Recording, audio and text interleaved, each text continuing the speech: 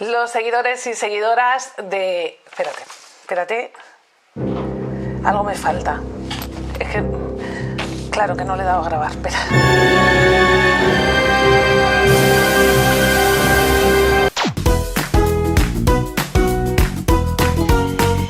Bueno, rectificar es de sabios. A pesar de que estamos de viaje, nos hemos dejado las tareas hechas y hoy respondemos a las preguntas que nos han realizado a través de redes sociales los seguidores de Tuitea. Nos acompaña para hablar de derechos educativos Laura Abadía, presidenta de la Asociación Segundo Maestro. Nosotros nos vamos a comer. ¿Cuál es la realidad de la LOMLOE y en qué mejora o empeora la situación de niños con necesidades educativas especiales? En cuanto a en qué nos beneficia y en qué nos perjudica, pues yo creo que nos beneficia en dos cosas principalmente. La primera es que por primera vez en una ley educativa se introduce y se hace referencia a la Convención de los Derechos de las Personas con Discapacidad, que está en vigor en España desde el año 2008 y es una norma de obligado cumplimiento.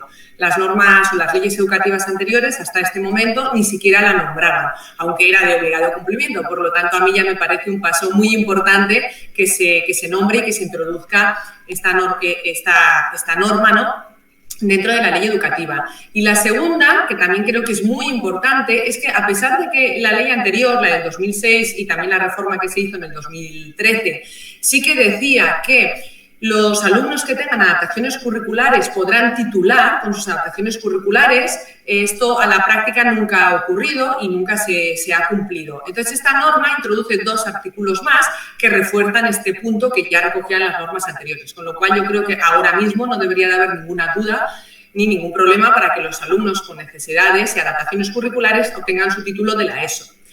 En cuanto a qué nos perjudica, bueno, yo no creo que, nos perjudica en el mismo sentido que nos perjudicaban las anteriores. Para mí el punto más perjudicial de esta ley y de las anteriores, porque de hecho no se ha modificado, a pesar de que fue una de las enmiendas que yo propuse con bastante, no sé cómo decirlo, pero bueno, que era el punto fuerte, ¿no?, en el que yo más me peleé, que creía que tenía que entrar la reforma ahí, es el artículo 74. Entonces, este artículo 74... no es nada concreto y deja la puerta abierta a la derivación a colegios de educación especial. Esto se mantiene como está y sabemos que a la práctica es uno de los problemas más importantes que nos encontramos porque desde el año 1990 las administraciones educativas, en lugar de progresivamente ir dotando a los colegios cada vez de más recursos educativos, lo que hacen es, en lugar de dotar de recursos educativos, echar a los niños del colegio, ¿no? Entonces, yo creo que este es el punto que más nos perjudica. Y en cuanto, por último, al tema de la educación especial que has comentado, sí que es cierto que generó mucha controversia esta reforma educativa con ese punto. Yo nunca la he entendido ni tampoco la entiendo porque realmente educación especial solo se nombraba y solo se nombra en este artículo 74 y no se ha modificado absolutamente nada. O sea, que la educación especial debería de seguir funcionando en los términos que ha funcionado desde el año 1990 o desde 1970, que es realmente cómo funciona. No me parece que esta ley aporte absolutamente nada. Y como último, que se me olvidaba, pero sí que me parece como punto perjudicial, que el tema de los recursos educativos, que es uno de los temas más importantes para mí, en lugar de introducirse en un artículo, se haya puesto en la disposición adicional cuarta como una intención. Es decir, durante 10 años vamos a intentar dotar de recursos educativos a los colegios ordinarios y también a los de colegios de educación especial. Desde mi punto de vista, esto no tendría que haberse puesto de esta forma, porque ya llevamos muchos años con esta intención.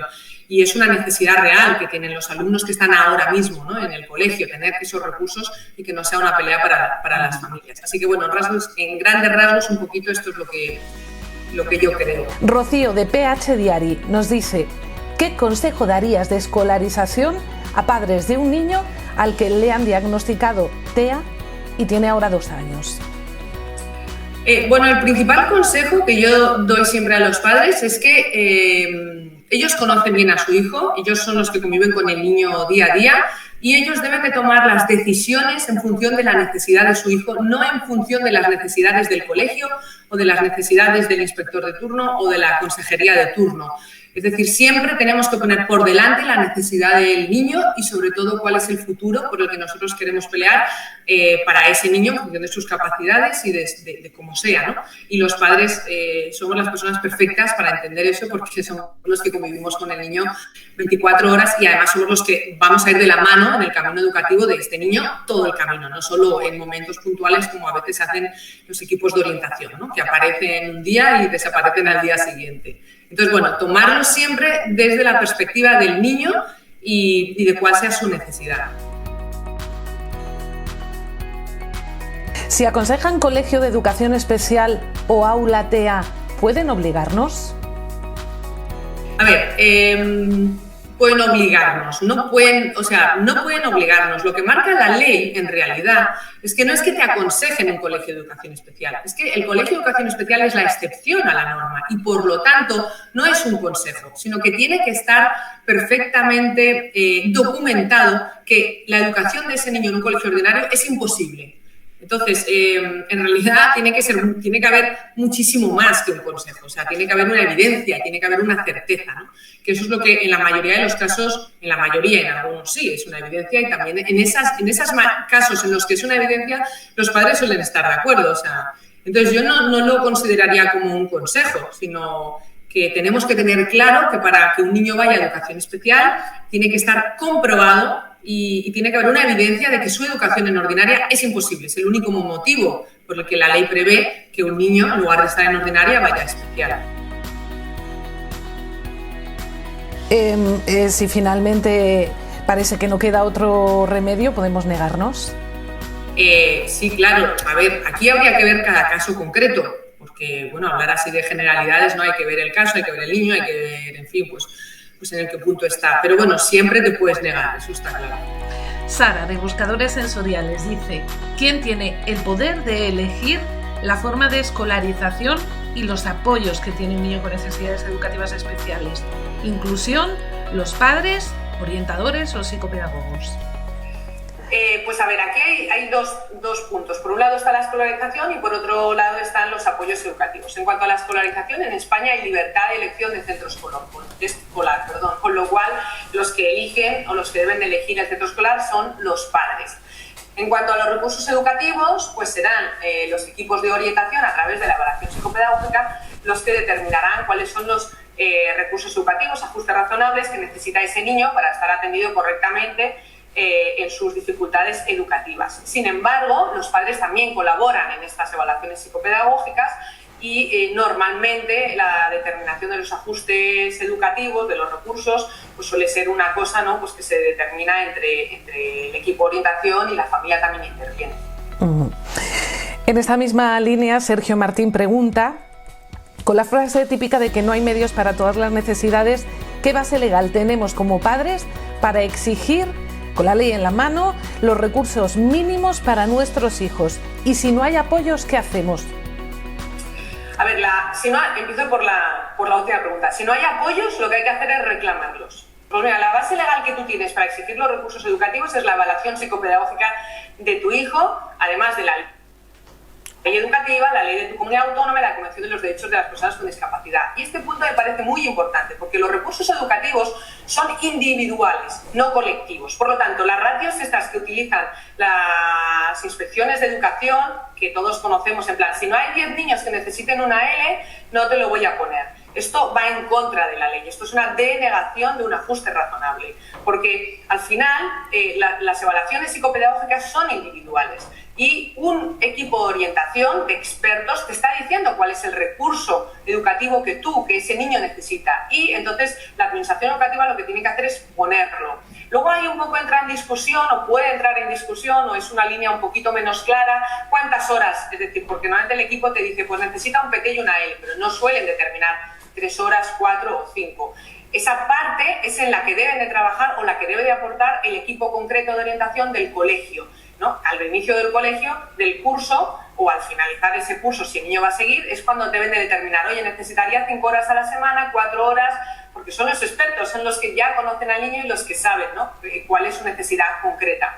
Y la administración educativa lo que tiene que hacer es ponerlos, Y si no, lo que está haciendo es denegar un ajuste razonable.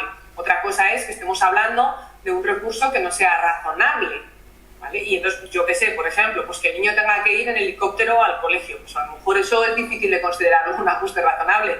Pero vamos, sobre un PT, una L, un fisio, todas esas cosas son indiscutibles que son más que razonables. Decías antes que hay que quejarse, ¿no? Cuando no ponen medios, apoyos a nuestros hijos. ¿A quién y en qué orden? Hay que reclamarlo. En el primer orden, al colegio, ¿vale? El equipo de orientación te dices, oye, yo tengo una evaluación psicopedagógica y dice que mi hijo necesita PT y AL. Y, por ejemplo, en el colegio solo hay PT. Aunque normalmente el colegio, además de que no lo habrá reclamado, porque claro, el jefe del colegio o la persona que está por encima del colegio es el inspector. El inspector le dice, solo te voy a dar una L. Y no tiene en cuenta si va a cubrir o no la necesidad. Y el colegio, pues la verdad, la mayoría de las veces, o en mi experiencia, no reclama esto. En plan, oye, es que tú no puedes cubrir las necesidades de mis alumnos colectivamente, las tienes que cubrir individualmente. Por eso hacemos una evaluación psicopedagógica individualizada, si no la haríamos colectiva, ¿vale? Entonces, el siguiente paso es a la inspección educativa y a la consejería, ¿vale? Aunque sí que es cierto que cualquier padre, mi consejo es que cualquier padre lo reclame, sí pueden estar un poquito asesorados, pues las garantías de éxito son más, porque es cierto que hasta que no les plasmas a la consejería y a la inspección educativa un poquito la normativa que están incumpliendo, pues a veces no hacen caso. Pero en cualquier caso, reclamarlo. Nos dice una mamá que nos ha pedido no dar su nombre completo, S.M. No estoy de acuerdo con el modelo de trabajo que plantea la PT de mi hija. ¿Puedo pedir otra valoración u otros métodos de trabajo?